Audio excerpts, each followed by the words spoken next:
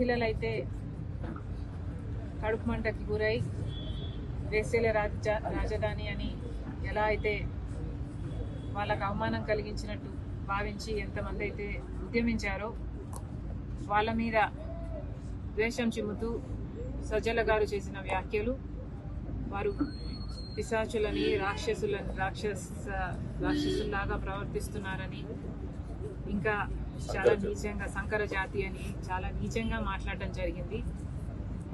వాటిని కూడా కాంగ్రెస్ పార్టీ ఖండిస్తుంది. తప్పు చేసినప్పుడు క్షమించండి అని అడగడంలో నామోషీ లేదు. అలా కాకుండా మూర్ఖుల్లాగా చేసిన తప్పే మళ్ళీ మళ్ళీ చేస్తున్నారు. ఇది వైసీపీకి కొత్తేమీ కాదు.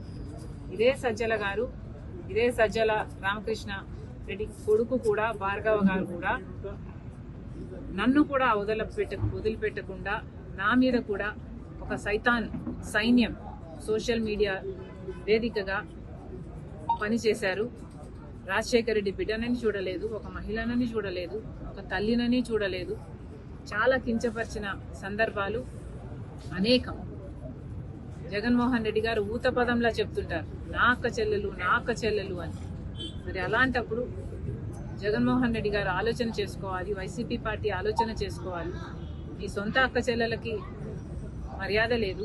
కనీసం రాష్ట్రంలో ఉన్న మహిళలు, మీకు ఓట్లేసిన మహిళలు, మిమ్మల్ని ఒకప్పుడు ముఖ్యమంత్రిని చేసిన మహిళలు, కనీసం వాళ్ళనన్నా గౌరవిస్తే మీకు రాజకీయాలలో భవిష్యత్తు ఉంటుంది, లేకపోతే అది కూడా మిగలదు.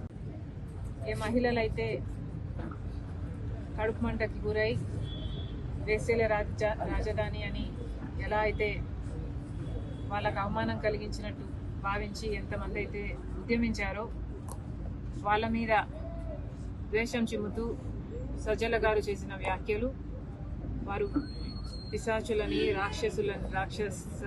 రాక్షసుల్లాగా ప్రవర్తిస్తున్నారని, ఇంకా చాలా నీచంగా సంకర జాతి అని చాలా నీచంగా మాట్లాడడం జరిగింది.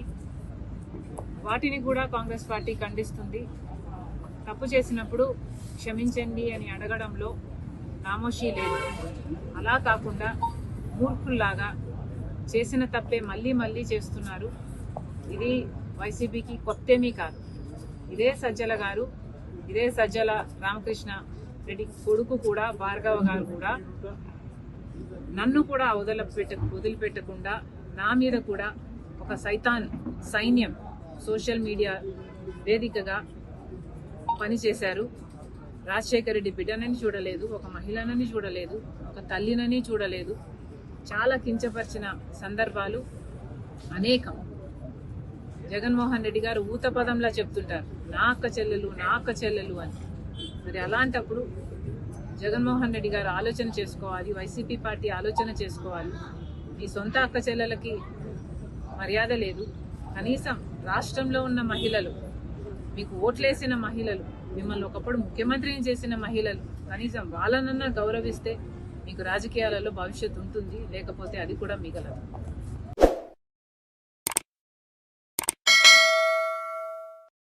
Hi friends, thank you for watching this video. ఈ వీడియో గనుక మీకు నచ్చినట్లయితే దయచేసి లైక్ చేయండి, షేర్ చేయండి. ముఖ్యంగా మా ఛానల్ 24/7 న్యూస్ టీవీని సబ్స్క్రైబ్ చేసుకోండి. ఆ తర్వాత మీ విలువైన అభిప్రాయాల్ని, మార్పులు, చేర్పులు, కావాల్సిన వీడియో ఏమన్నా ఉంటే మన వీడియో కింద కామెంట్ సెక్షన్లో కామెంట్ రూపంలో తెలియజేయండి. నమస్కారం, సాయిదంచిక మాట్లాడుతున్నాను. ప్లీజ్ సబ్స్క్రైబ్, షేర్, లైక్ చేయండి 24/7 టీవీ ఛానల్.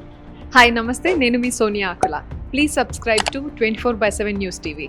హాయ్ అండి, అందరికీ నమస్తే. నేను Mankota Prasad. Please do subscribe 24/7 news TV. Political, entertainment and infotainment updates కోసం like, share, subscribe 24/7 news TV.